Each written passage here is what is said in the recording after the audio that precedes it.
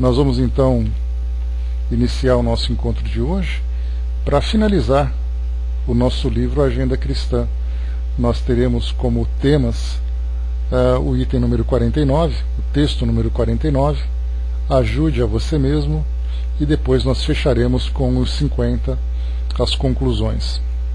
Inicialmente, já que nós tivemos a oportunidade de conhecer essa obra desde o seu início, né? Eu sempre lembro que quando nós vamos iniciar um trabalho, eu gosto de fazer leitura desde a capa, contra a capa, qualquer texto de introdução, para que a gente não perca nada daquilo que a obra pode oferecer, inclusive lendo o índice também, né? Que é sempre importante conhecermos o conteúdo. Eu separei aqui, para iniciar esse nosso estudo final, na conclusão desse nosso trabalho, o texto introdutório de André Luiz, lá no início, na página 2, aqui dessa nossa versão digital, uma orientação sobre o objetivo dessa obra, né? Então André Luiz é o responsável pela organização desse texto, e a gente já, em outras oportunidades, teve oportunidade de conversar sobre isso. Quando um espírito assina uma obra, como é o caso, por exemplo, dessa de André Luiz, outras de Emmanuel e outros espíritos que trazem para nós esses livros de conteúdo reflexivo, de mensagens evangélicas que são importantes para todos nós, nós lembramos que temos aqueles que assinam o livro, mas sempre considerando, né, uma equipe espiritual de apoio, né, que ajuda no desenvolvimento dessas ideias, na organização dos temas, trazendo então o conteúdo para todos nós. Então o livro é assinado por André Luiz, mas nós sabemos que temos muitos outros amigos que nos ajudam. E mais do que isso ainda, um livro como Agenda Cristã, assim como outros que nós já tivemos oportunidade de estudar, como é o caso do Fonte Viva, Vinha de Luz, Pão Nosso, e dentre outros tantos, né? Jesus no Lar, que nós já estudamos também, e tantas outras obras que chegam para nós com essas mensagens edificantes. Esses livros nada mais são do que um desdobramento do próprio Evangelho segundo o Espiritismo. Porque tudo que é trazido para nós aqui, na verdade, é uma forma de ilustrar aquilo que já é apresentado no nosso Evangelho segundo o Espiritismo, né? Tá joia. Então, quando nós temos ali o Novo Testamento, então nesse Novo Testamento temos os 4 livros, né, dos evangelistas e outros livros também que compõem essa importante coletânea. Bom dia, Tico-Teco. E aí então nós tivemos a oportunidade de estudar esse mesmo ensinamento, esses mesmos ensinamentos à luz da doutrina espírita. Kardec, então, inspirado pelos espíritos, separou alguns textos, e a partir deles, textos que são importantes, né, para nos ajudar na condução das nossas vidas aqui no mundo físico e também no mundo espiritual, ele então trouxe para nós a visão espírita desses ensinamentos. Por isso então o Evangelho segundo o Espiritismo, Andréa. E aí então nós acreditamos, né, a princípio, pela nossa visão ainda um pouco limitada, né, do conteúdo importante que a doutrina espírita nos traz, nós acreditamos que apenas o Evangelho segundo o Espiritismo é o livro que traz para nós os ensinamentos de Jesus. E nós não consideramos essas tantas e tantas outras obras que trazem também os mesmos ensinamentos, só que ilustrados com situações do nosso dia a dia. Situações, né, que fazem parte do nosso cotidiano. Então o Agenda Cristã não só parte, né, como um aprofundamento dele também.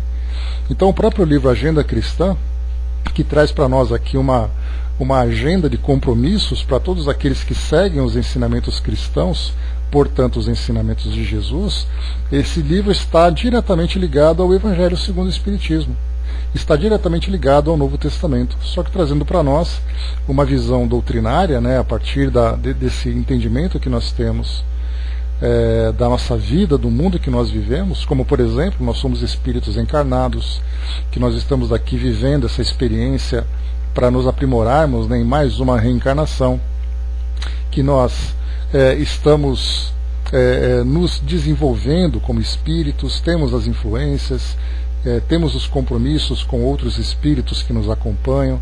Então, esses pontos importantes que a doutrina espírita nos instrui e fortalece as nossas convicções, essas mensagens, então, à luz da doutrina espírita, levam em consideração esses ensinamentos.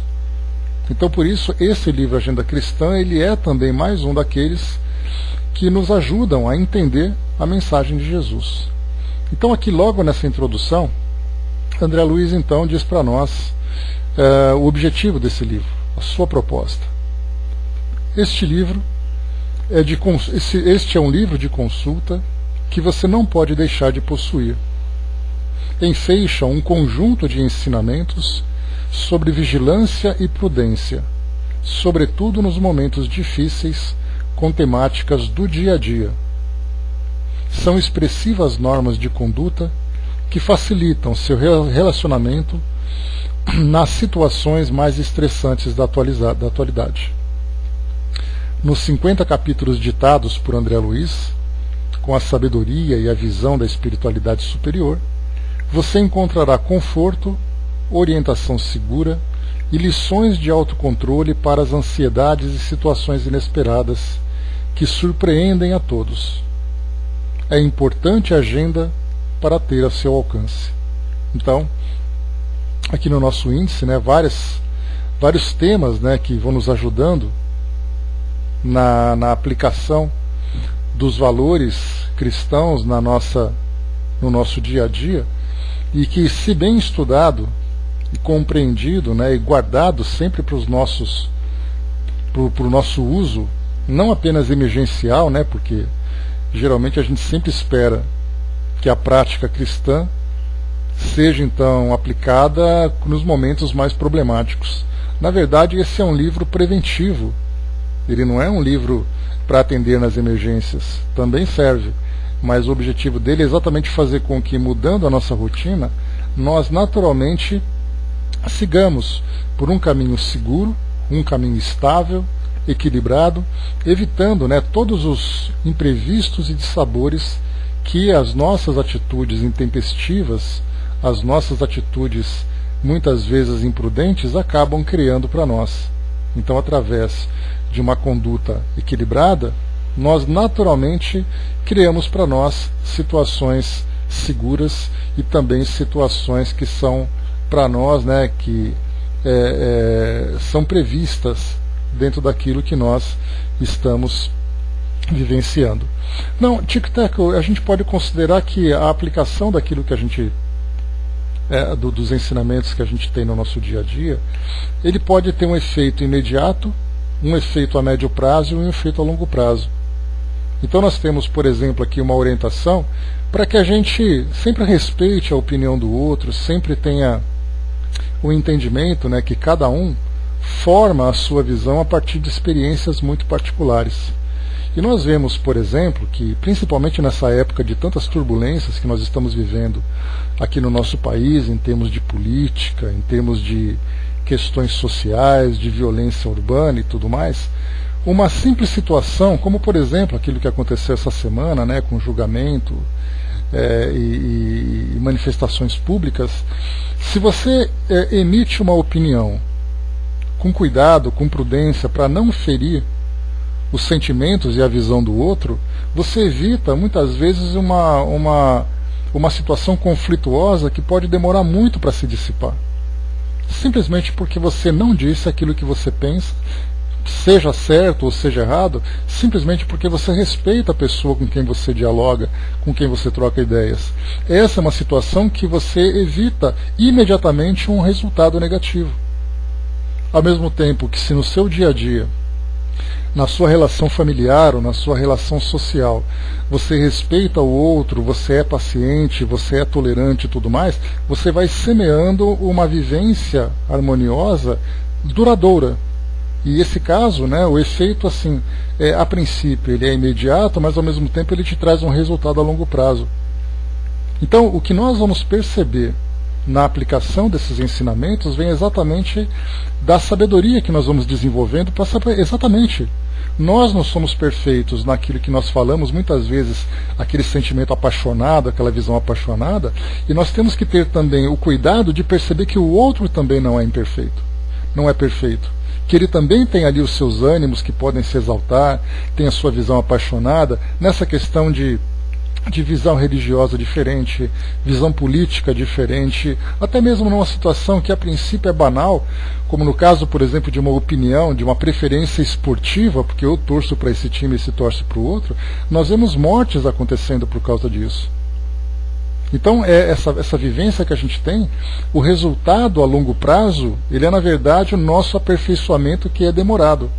Mas esse aperfeiçoamento só vem se nós semearmos dia a dia essas condutas mais elevadas. Por isso, então, a nossa sabedoria de respirarmos fundos, né, porque a gente percebe assim, todo mundo quer ir para o céu, mas todo mundo se esquece também que essa conquista de você se encontrar numa condição de felicidade no plano espiritual, ou até mesmo nas vivências futuras, é algo que vai sendo construído não apenas no seu dia a dia, mas a cada instante da nossa vida.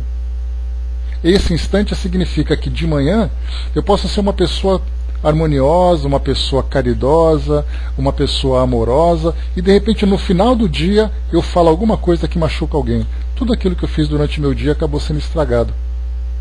Ou então a primeira coisa que a gente faz, né, geralmente isso acaba se tornando um hábito, a gente acorda, ou você liga o celular para saber exatamente se tem alguma mensagem, ou você liga o seu computador, ou você liga a televisão. No momento em que você acaba de acordar, você é estimulado por uma opinião de alguém. Alguém disse alguma coisa, e naquele momento o seu coração então começou a acelerar, o seu estômago apertou, o sangue começou a ferver, pronto, você acabou de acordar, o seu dia já estragou. Mas aí então vem aquela sabedoria, calma, o que eu vou fazer com esse estímulo que me deram? E aí então a gente começa a digerir isso com equilíbrio, exatamente porque nós temos os recursos e as ferramentas para trabalhar esses sentimentos, e mais do que isso, nós sabemos do porquê fazer com que esses sentimentos sejam contidos e transformados. Porque isso não apenas vai prejudicar todos aqueles que estão à nossa volta pelas nossas atitudes, pelas nossas ações, mas porque principalmente isso vai nos afetar. A gente lembra, né, aquilo que Joana já comentou, né, já trouxe de ensinamento através do Divaldo, que o mal que me fazem não me faz mal. O mal que me faz mal é o mal que eu faço, porque isso me torna uma pessoa má. E essa maldade também a gente pensa, mas a partir de que momento alguém se transforma numa pessoa má? Será que eu tenho um grau de tolerância? Somente quando eu passar de certo nível eu me transformo numa pessoa má, mas antes disso eu posso dar aquelas beliscadinhas que não tem problema? Na verdade, nós entendemos que não importa qual é a intensidade do mal que se faz. O mal está feito. Ele pode trazer um resultado muito negativo ou pouco negativo, mas o negativo já está estabelecido. Esse choque é uma coisa natural em nós, né? Só varia na sutileza. Exatamente, então quer dizer, pode ser maior ou pode ser menor, então a gente tem que manter esse equilíbrio o tempo todo para neutralizar isso tudo. Porque, como a gente já conversou em outras oportunidades, nós somos movidos sempre por reações, de um modo geral. Porque nós vivemos a nossa vida com total despreocupação com aquilo que pode acontecer de positivo ou negativo. A gente vai vivendo de uma forma muito pragmática. Eu vou reagindo conforme os estímulos vão surgindo. Então eu faço alguma coisa, alguém vem me provoca, eu reajo. Depois o outro vem me estimula, eu reajo. Tanto para o bem como para o mal. Se alguém me disser bom dia, eu cumprimento. Se alguém não me disser nada, aí eu vou dar uma rosnada para ele. Então a gente vai vivendo com reações. E nós temos que começar a aprender a agir com ações. Eu vou determinar o modo como eu quero agir. Eu vou cumprimentar as pessoas, independente se elas vão cumprimentar ou não. Eu serei gentil, independente da gentileza que vou me oferecer. Eu vou cumprir com as minhas obrigações, eu vou seguir as leis, eu vou seguir os regulamentos da minha sociedade, independente se o outro faça ou não. Então nós temos que começar a conter essas nossas reações e começarmos a agir com ações. Sermos proativos baseados nesses valores que nós estamos aprendendo. Porque do contrário, cada um nós vamos agindo com os empurrões. Eu empurro, o outro me empurra, o outro bate, eu bato também. E assim a gente vai vivendo essa situação catastrófica, uma situação caótica. Porque nós percebemos exatamente, vivemos nesse caos moral. Mas a partir do momento em que eu dou um passo para trás e falo, não, quem vai escolher o modo como eu vou viver a minha vida sou eu. Então eu vou começar a agir da forma que eu melhor, que eu entenda que ser melhor para mim. A Andréa lembrou, né, é verdade, é difícil entender, né, o forte clique da mudança, né, acontece de repente, é treinamento permanente, mas é uma mudança tão sutil, Andréa, porque através dessa vivência que a gente vai tendo, né, nós começamos de uma forma muito natural, e é através de treinamento. Então você age de uma forma hoje, você age amanhã, você vai se condicionando. A princípio vai de um modo instintivo, né? Ou melhor, de um modo meio que obrigatório, né? Não, eu tenho que fazer isso porque eu estudei aquele dia, aquela mensagem falava tal coisa. Até que chega um ponto que eu começo a agir com tanta naturalidade que isso já foi absorvido e incorporado. E é assim então que a gente começa a transformar a nossa vida. Então começa primeiro construindo aquela base, evitando aqueles erros mais grosseiros, depois a gente vai evitando os erros que são um pouco menos grosseiros, e vai chegando até naquela parte da sutileza, até o ponto que a gente já não erra mais. E esse ponto ainda, claro, né, se encontra muito distante da nossa condição, exatamente pela nossa impulsividade, pela paixão que move ainda nossas ações. Mas nós vamos aprendendo a controlar. Então é um aprendizado gradual, mas essa gradualidade começa hoje nas situações do dia a dia. Essa animalidade que nós temos ainda na Tico-Teco é algo que faz parte da nossa natureza. Mas esse animal vai sendo domado para fazer prevalecer, então, não mais o instinto primitivo, mas, na verdade, a sabedoria do espírito. Saímos do primitivo para chegarmos naquilo que é o mais elevado. Então, esse livro que André Luiz publicou para nós, como a gente viu na introdução, ele traz então esses ensinamentos todos para que nós apliquemos isso no nosso cotidiano. Então, cada dia que eu levantar, eu pego, leio, tem 50 mensagens como nós vimos aqui. Eu leio então a mensagem, dou uma refletida, penso naquilo que eu vou vivenciar, porque os estímulos acontecem o tempo todo. Às vezes você está tirando o carro da garagem e de repente o carro não funciona, você quer tirar e não funciona. Aí a gente começa a socar o carro como se isso fosse resolver alguma coisa. Eu estou indo na rua, vem alguém dar aquela buzinada quando eu saio da garagem, pronto, estragou meu dia. Não estragou meu dia.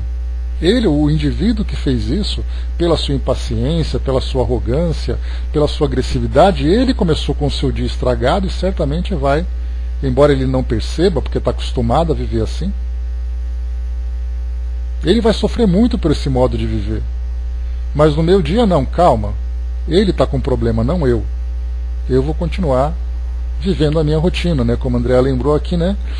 Aprendi a respirar bem fundo 3 vezes e lembrar do que eu oscileio, né? Na maioria das vezes dá certo. E vai continuar dando cada vez mais certo, até chegar aqui já não é mais a maioria, vai ser a totalidade. Então, inicialmente, nesse texto número 49, ajude a você mesmo. Olha a recomendação para nos ajudar. O que eu posso fazer para ser feliz? Muitas pessoas dizem isso, né? Mas nada na minha vida dá certo, porque ninguém gosta de mim, as pessoas se afastam, em casa é sempre aquele tumulto, e a pessoa não percebe que muitas vezes ela é fonte desse problema. Mas mesmo que ela não seja, ela vai saber lidar com aqueles que são fonte do problema.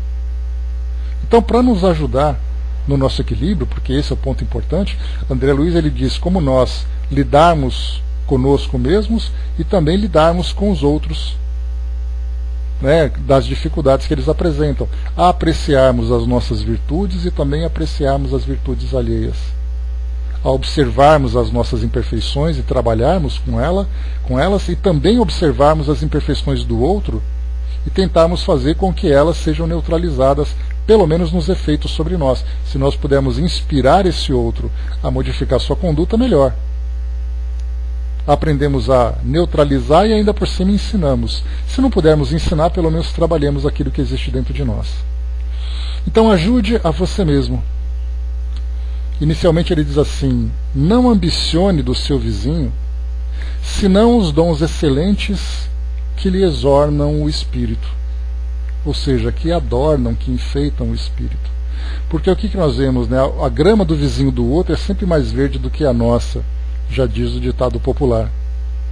Então, porque o outro tem uma vida mais feliz, porque o outro tem um melhor patrimônio, porque o outro tem uma capacidade maior, porque o outro, a gente começa então a ambicionar, e essa ambição, pelo fato de nós não conseguirmos muitas vezes alcançar por aquilo que o outro tem, nós começamos então a cultivar aquela inveja, e essa inveja tem um efeito bastante negativo e destrutivo sobre nós. Então o que André Luiz recomenda para nós é exatamente isso. Se nós tivermos que observar aquilo que o vizinho tem de melhor para que nós possamos conquistar na nossa própria vida, observemos exatamente aquilo que existe de dons excelentes que exornam esse espírito, ou seja, as suas faculdades morais mais nobres, né, o seu caráter, a sua dedicação, a sua inteligência no trabalho que ele faz para conquistar aquilo que ele precisa. Então precisamos exatamente nos espelhar no vizinho para nos transformarmos naquilo que ele tem de melhor. Que seja ele para nós um exemplo. Claro que a gente nem sempre vai encontrar aquele vizinho virtuoso do nosso lado, mas apesar das suas imperfeições, ele também tem aquilo que é positivo. Ele pode ser alguém que muitas vezes é impaciente, é arrogante, mas ele é dedicado no trabalho que ele faz. Observemos a dedicação, não aquilo que ele tem de pior. De pior, a gente já tem o nosso próprio mostruário. Basta a gente olhar a nossa vitrine íntima que a gente vai ter cheio de detalhes negativos para observar. Mas nós também temos as nossas vitrines apresentando as nossas virtudes. Observemos exatamente as virtudes que o outro tem para apresentar. Vemos, por exemplo, olha, poxa vida, ele é uma pessoa generosa, pelo trabalho que ele fez, tentar fazer algo parecido. Não pela inveja, para querer repetir aquilo que o outro faz, mas para perceber que aquela atitude é a mais nobre que eu posso utilizar. E esse vizinho significa não apenas o vizinho de residência, mas aquele que se encontra dentro da nossa casa, aquele que se encontra no trabalho, dentro do ambiente religioso, na nossa sociedade, onde quer que nós estejamos, seja conhecido ou não. Às vezes eu olho um estranho, mas o estranho que está tendo uma atitude nobre, que eu vou dizer, eu vou fazer aquilo também porque olha que beleza a sua atitude. E não simplesmente observar aquilo que o outro tem de material e que eu quero, vou viver essa ganância de tentar também. Certamente esse é o caminho para a infelicidade. Porque por mais que nós conquistemos algo, nós sempre queremos mais, a gente sempre vai começar a observar o outro com inveja, tendo aquele olhar negativo sobre aquela pessoa, porque ele trabalhou para conquistar aquilo. E eu também quero, mas eu não consigo, então eu começo a viver a minha infelicidade. Então observemos exatamente aquilo que o outro tem de melhor dentro dos seus valores do espírito. Ajudar a nós mesmos, não permitindo, por exemplo, que os dissabores governem o leme do nosso destino. O que são esses dissabores? São as decepções, as frustrações, os aborrecimentos que infelizmente nos atingem no nosso dia a dia. E aí então, se eu deixar que esses sentimentos inferiores dirijam o meu destino, eu vou me tornar exatamente aquela pessoa sempre com aquela cara fechada, aquela pessoa amarga, aquela pessoa insuportável, né? Porque a gente nem imagina, a gente sempre considera que o outro acaba sendo intolerante pelo comportamento negativo que ele tem, mas a gente nunca se vê como uma pessoa intolerável. Que muitas vezes as pessoas convivem conosco por obrigação, forçadas, né, pelas circunstâncias. Porque dentro de casa nós somos quase que obrigados a conviver uns com os outros, seja pela filiação, pela dependência financeira, pela dependência psicológica, pelos compromissos que são assumidos num casamento, porque você tem o filho, porque você tem o pai. Então essas obrigações dentro de uma relação, elas acabam sendo forçadas porque não existe harmonia.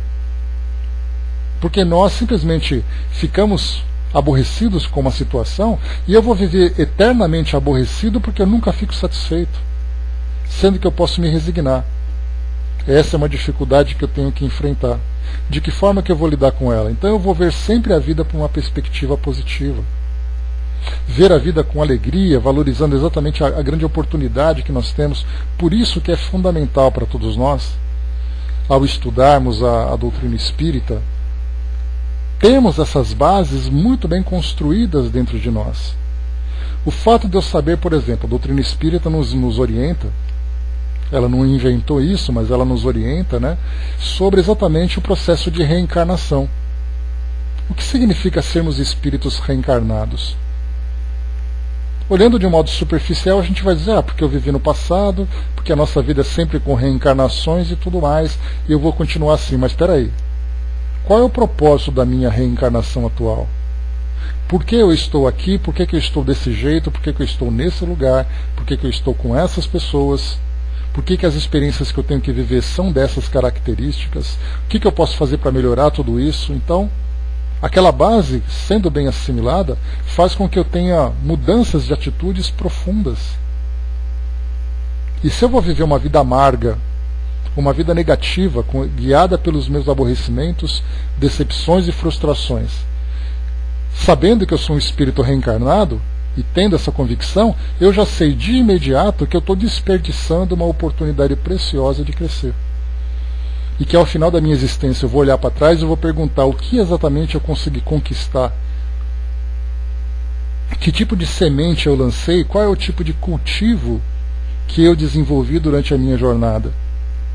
E eu vou perceber assim, poxa vida, eu cheguei aqui no final da minha existência e eu fui uma pessoa que agrediu os outros, eu fui uma pessoa negativa, uma pessoa infeliz. Não era esse o objetivo da nossa vida. Nós viemos aqui exatamente para transformar, com lutas muito árduas, não tenhamos dúvida disso, um trabalho difícil porque nós trazemos débitos profundos do nosso passado, e por isso, né, o nosso trabalho é um trabalho que vai exigir de nós suor, lágrimas e muitas vezes até sangue, né, dentro dessa visão poética, porque nós teremos que desfazer problemas seríssimos que nós criamos no passado, mas eu vim aqui para resolver os problemas e começar também a semear um futuro diferente.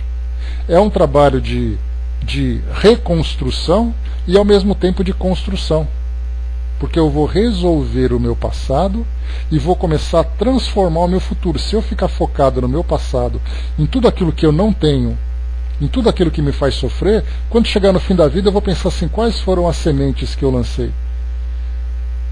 Foram sementes infelizes, e aí na minha próxima existência, sabendo que isso é uma realidade, não é apenas uma questão de crença, eu vou começar a coletar de novo as mesmas infelicidades, menores é verdade, mas as mesmas infelicidades que eu plantei. Então sim, estou enfrentando dificuldades, a vida é difícil e tudo mais, né? Nem sempre as coisas dão certo para mim, mas eu vou continuar lutando. E essa minha luta, essa minha dedicação, essa mudança de valores, são sementes que no futuro, depois que eu quitar esse meu débito passado, o que vai sobrar para mim? A dedicação, a alegria de viver, a caridade dentro de mim, o amor pelo mundo, pela vida, pelas pessoas. Agora, se eu deixar que esses efeitos negativos do meu dia a dia dirijam a minha existência, eu vou chegar no fim da vida, vou olhar para trás e vou perceber que eu não fiz nada de construtivo. Pelo contrário, eu passei a vida reclamando, passei a vida, né, emitindo aquela vibração negativa. Em cada passo, em cada palavra, eu vejo a televisão, eu reclamo, falo com as pessoas, eu reclamo, eu olho para o mundo, eu reclamo, nada está bom. Até quando isso?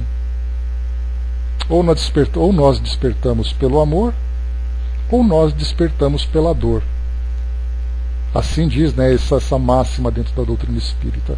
Nós podemos fazer a escolha. Queremos despertar pela dor? Então nos preparemos, porque vai doer. Não é aquela dor física, que também pode acontecer, mas principalmente a dor moral. A infelicidade para nós é uma dor moral. Acordarmos e sempre vermos tudo negativo é uma dor moral profunda dentro de nós. E aquilo que existe de moral demora muito mais para ser transformado do que aquilo que é físico. Porque o físico, ele pode ser tratado com remédio, ele pode ser tratado com tratamento, ele pode ser tratado com uma cirurgia, ele pode até ser resolvido com a nossa desencarnação, porque o corpo físico vai ficar para trás. Mas aquilo que existe dentro de nós, a dor moral, muitas vezes nos acompanha durante várias encarnações. E a gente vai diluindo a cada etapa, com muita lentidão, exatamente porque nós não vemos a vida de um modo positivo. Continuamos reclamando, ó vida, ó céu, ó azar. Não, temos que olhar diferente. A vida me trouxe essa grande oportunidade, então está doendo? Sim, está doendo, mas isso vai ser diferente no futuro. Diz aqui ainda André Luiz para nós: não entregue o templo da sua memória às más impressões. Essa é uma passagem muito bacana. Eu vou até pegar para vocês aqui uma passagem que eu adoro, de Joana de Ângeles, eu tenho anotado aqui, que ela fala exatamente com relação às experiências. Só um instantinho. Pronto. Ela fala exatamente sobre essas experiências, sobre a nossa memória com relação àquilo que a gente viveu. Tem até um filme interessante, até mesmo ontem, né, eu acabei assistindo, né, Os 7 Homens e um Destino.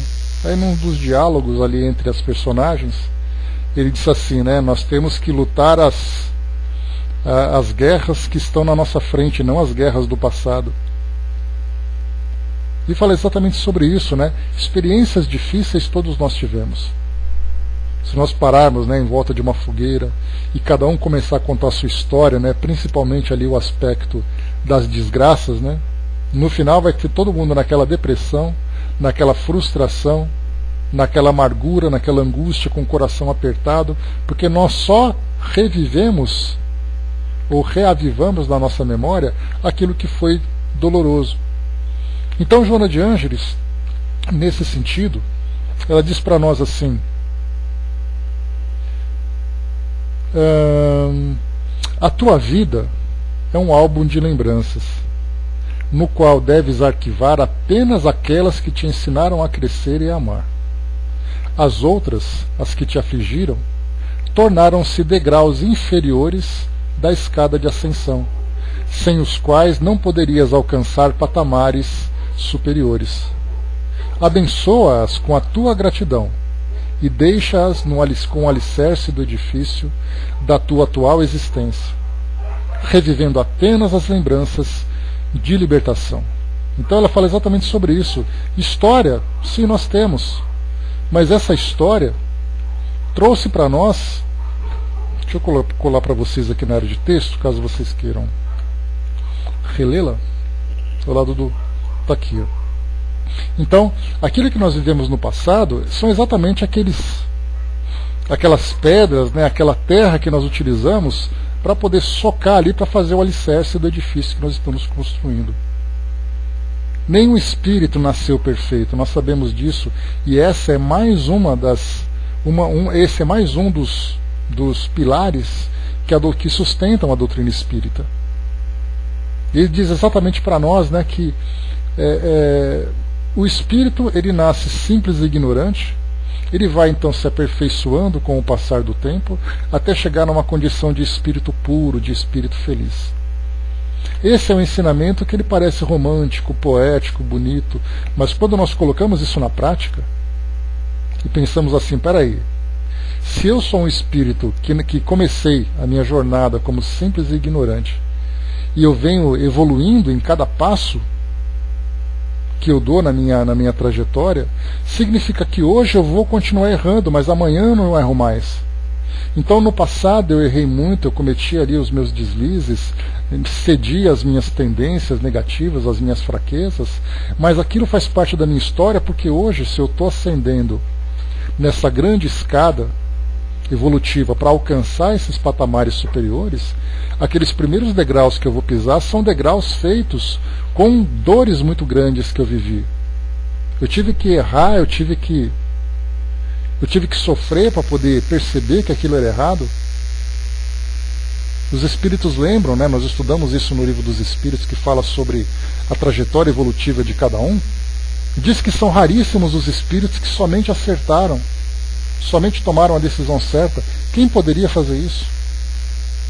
Até mesmo Jesus começou como simples e ignorante, tropeçou ali, deve ter, né? A gente coloca isso quase como uma certeza, porque isso não é nada de negativo. Isso é muito natural em qualquer espírito que está evoluindo. Cometeu ali o seu erro, mas depois ele teve a oportunidade de consertar, mas isso ficou para trás. A gente não fica pensando nas pedras que são colocadas no alicerce do prédio que nós estamos construindo. Está ali, está firme, aquilo vai me dar sustentação. Eu aprendi daquela forma difícil, mas agora eu começo a construir olhando para cima, olhando para o alto. Então, se nós cultivarmos essas lembranças negativas, a nossa vida vai continuar, como a gente comentou agora há pouco, uma vida muito amarga, uma vida muito sofrida. As pessoas dizem assim: mas eu tenho uma história muito sofrida. A minha vida é uma tristeza. Ele só está olhando para trás, olha para frente. Ele vai dizer assim: olha, a minha vida vai ser uma vida muito feliz, porque eu estou tendo oportunidade. Lembra lá do Evangelho segundo o Espiritismo, capítulo 5, Bem-aventurados os aflitos? O sofrimento para nós, essa aflição da atualidade, é a oportunidade que nós temos de lidar com as dores que são consequências do passado. Mas eu resolvendo essas dores, sabendo trabalhar com elas, eu terei uma vida muito feliz no futuro, porque eu aprendi. O Dr. Bezerra de Menezes, ele lembra para nós assim que a nossa vida, ela é um conjunto de erros e acertos. Aquilo que eu errei vai me trazer um alerta para perceber que aquilo é errado. Aquilo que eu acertei vai me trazer a satisfação, o prazer, a alegria de ter feito a coisa certa. E nós só aprendemos através dos erros e acertos.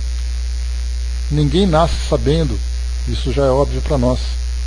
A Angelina lembrou aqui: do passado só guardo o que foi bom, o que não foi tenho como aprendizado. Claro que nós não sofremos de amnésia, né, Angelina? Então a gente vai lembrar daquilo que foi no passado, mas essa lembrança não é uma lembrança para nos aprisionar na culpa, na dor.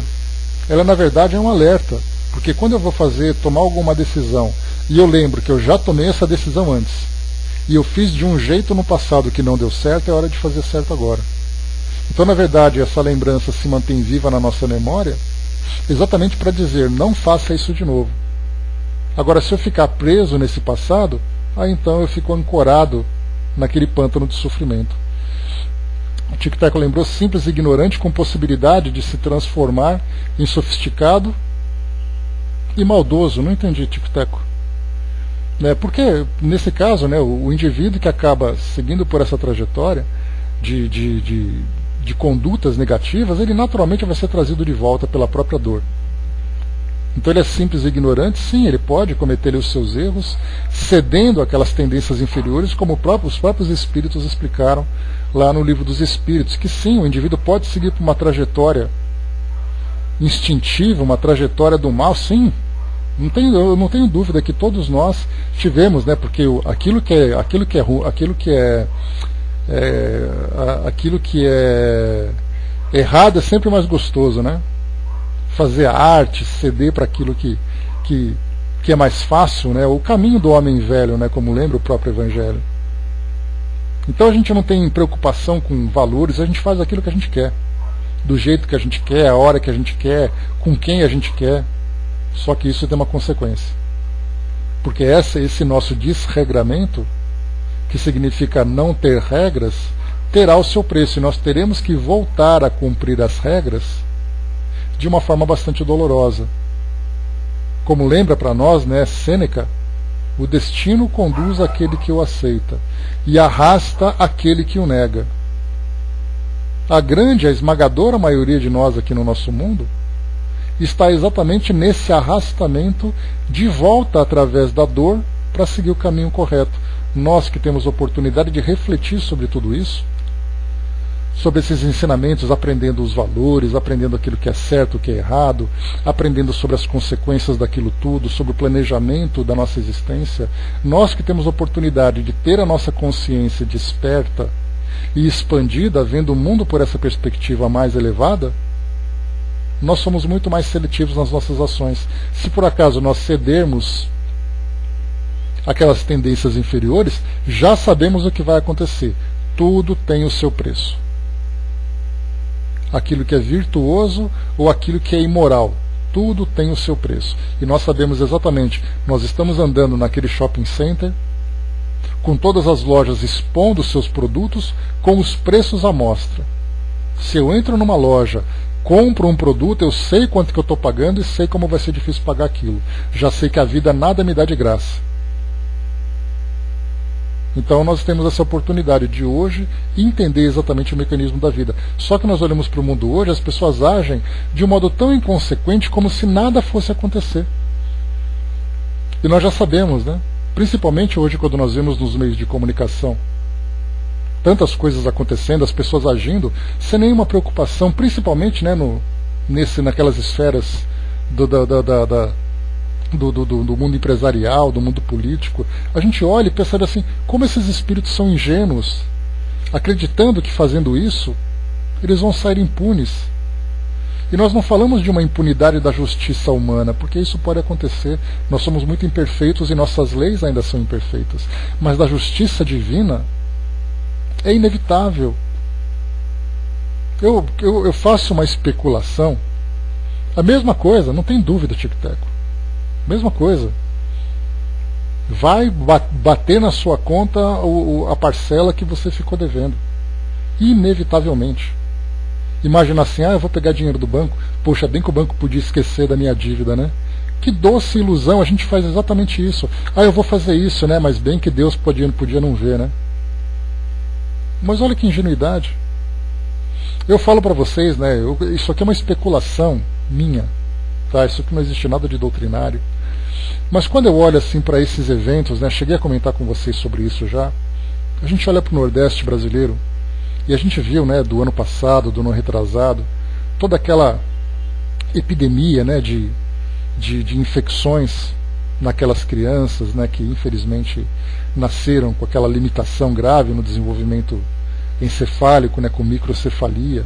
E a gente pensa, 2.000 crianças nascendo com microcefalia. Mais de 2.000 famílias comprometidas com uma limitação severa naquelas crianças. Mas muito mais do que isso, a gente olhando de uma visão mais elevada, quem são esses espíritos? Que nasceram com o intelecto limitado. Dá para a gente observar hoje na nossa sociedade quantas pessoas usam o intelecto de um modo desequilibrado? E que no futuro sofrerão essas limitações? E a gente começa a ver então esses espíritos que reencarnam nessa condição e pensa assim, porque a doutrina nos diz, né, que se você usa um atributo que você tem de um modo negativo, esse seu atributo vai ser limitado no futuro. Você vai ter o seu corpo físico limitado, você vai ter a sua vida social limitada, você vai ter o seu intelecto limitado, exatamente porque você abusou dessa faculdade que estava à sua disposição. Nós tivemos, por exemplo, né, no livro Memórias de um Suicida, um dos personagens que Camilo Castelo Branco apresentou para nós, que ele acabou então cometendo suicídio logo após estrangular a esposa. E a culpa dele era tão grande que ele reencarnou com uma deficiência nas 2 mãos. Nos 2 braços. Nasceram atrofiados. Ou seja, você comete um erro a partir de uma atitude, abusando de um atributo divino que você recebe, no futuro você vai ter essa limitação para aprender a lidar de um modo equilibrado. Então não adianta a gente querer se iludir fazendo de conta que a lei divina não nos alcançará. Ela vai alcançar. Tico-Teco lembrou, já foram pesquisados vários casos reais com esse indício. Sim, é que nós não conhecemos, Teco. Falando de um modo doutrinário agora, né, usando realmente a racionalidade que a doutrina espírita nos dá, nós não temos como fazer uma avaliação de caso a caso. Mas os espíritos já disseram para nós que exatamente a lei divina sempre faz com que tudo volte ao equilíbrio. E o equilíbrio muitas vezes vem exatamente desse cerceamento da liberdade que nós abusamos. Aquela liberdade que se transformou em libertinagem. Então todos nós somos assim, nos preparemos. Se por acaso eu machuco alguém, eu humilho, o constranjo, no futuro esse espírito vai renascer do meu lado, que eu possa reequilibrar. Daí então vem as nossas famílias que são formadas por espíritos que não se entendem, espíritos infelizes. Olha quantas coisas acontecem e nós achamos que isso é obra do acaso. Não é, é a lei divina nos trazendo de volta para aquele mesmo campo de ação onde nós cometemos ali os nossos equívocos. Então, meus amigos, para encerrarmos aqui, eu vou fazer uma leitura breve desses itens que faltam, né? Eu tinha planejado aqui fazer aqui a conclusão desse nosso livro, mas não vai ser possível, né? Então eu li para vocês aqui agora há pouco, né, que ele diz assim: não entregue o templo de sua memória às más impressões. Ou seja, não cultivemos as lembranças negativas do passado. Vamos utilizá-las como ponto de aprendizado. Né? Só para lembrar, Tic-Teco, tem um livro da Vera Lúcia Marinzec que chama Deficiente Mental Porque Fui Um. E conta ali vários casos, né? Você pode até encontrar na internet se vocês procurarem, vários casos de espíritos que reencarnaram com limitações intelectuais, e eles então contam suas histórias. Cada uma paralisia cerebral, autismo, um traumatismo crânioencefálico, síndrome de Down, várias situações que tem ali, né, os casos que são contados pelo espírito Lúcius. Não retire sua experiência dos fundamentos espirituais. Ou seja, os fundamentos espirituais que nós cultivamos devem ser ali as diretrizes que nós vamos conduzir a nossa vida. Não tiremos as experiências da nossa vida desse caminho. Não se esqueça de que o ideal superior, objeto de sua admiração, deve corporificar-se em seus caminhos. Se eu quero esse ideal superior, se eu admiro esse ideal superior, ele deve ser vivido no meu cotidiano. Não adianta pensar assim: eu quero tanto ir para o céu. O que é o céu exatamente? Essa ideia do paraíso. É aquela felicidade eterna. O que um espírito tem que fazer para poder ser feliz? Ele tem que ser um espírito que conquista essa felicidade. Então a gente quer viver no paraíso sem fazer um esforço para conquistar. Essa infantilidade já não cabe mais para o estudante da doutrina espírita. Não mais. Não se prenda ao mal. No entanto, não se desvie das obrigações de fraternidade para com aqueles que foram atingidos pelo mal. Nós falamos sobre isso lá no início do nosso estudo. Que muitas vezes eu não cometo um determinado tipo de erro, mas eu convivo com aquele que comete. Eu tenho que trabalhar exatamente para poder entendê-lo e ajudá-lo dentro daquilo que é possível. Talvez não seja hoje, não seja amanhã, mas a minha semente foi lançada. Não apague o archote da fé, ou seja, aquele pavio da fé, em seus dias claros, para que não falte luz a você nos dias escuros. Então, durante o nosso dia a dia, quando a nossa vida está serena, está equilibrada, aí então a gente vai para o oba-oba, né? Está tudo jóia, está tudo bem, então eu posso agora dar aquela relaxada e tudo mais, né? Porque tudo vai ficar bem. E aí então vem aquela parte da noite, quando os problemas chegam. E aí então eu falo assim: mas eu abusei tanto durante o dia que eu já não tenho mais combustível durante a noite. Então, na verdade, mantenhamos a nossa fé nos dias claros ou nos dias escuros. Quando a nossa vida se encontra serena ou quando ela se encontra na turbulência. Mantenhamos a nossa fé sempre. Não fuja às lições da estrada evolutiva, por mais difíceis e dolorosas, a fim de que a vida mais tarde lhe abra o caminho, lhe abra o santuário da sabedoria. Então, de modo geral, a gente olha assim: eu não quero viver com problema não. Estou cansado de problema, e nem se dá conta que na verdade está criando mais problemas. Então, se nós temos compromissos que dizem respeito aqui à nossa evolução, nós temos que trabalhar com ele. E nisso vem os relacionamentos, a nossa saúde, o nosso modo de viver, as atividades que nós desempenhamos. Muitas vezes são lições difíceis, mas então os espíritos dizem: suportemo-las com o máximo de dedicação e esforço, porque isso vai ser recompensado. Esse é mais um dos pilares da doutrina. Todo esforço traz para nós recompensa. Não fujamos daquilo que hoje para nós parece ser um sacrifício. Finalmente ele coloca: não falte tempo para cultivar o que é belo, eterno e bom. Ou seja, aproveitemos todas as oportunidades de colher tudo aquilo que a vida pode nos oferecer naquilo que é belo, naquilo que é eterno e naquilo que é bom. Não nos iludamos com aquilo que é efêmero, aquilo que é temporário, aquilo que é apenas um prazer momentâneo. Isso tem o seu preço. E não esqueça que a justiça institui a ordem universal, mas só o amor dilata a obra divina. Então, cultivemos o amor dentro de nós. Meus amigos, encerrando por aqui então o nosso item número 49, eu tinha a pretensão de fazer os 50 também, para concluirmos aqui esse nosso livro, mas deixaremos então para a semana que vem. Então ajude a você mesmo. É a mensagem que André Luiz traz para nós, nos fortalecendo, nos instruindo e iluminando nossas mentes para vivermos a nossa vida de um modo muito saudável.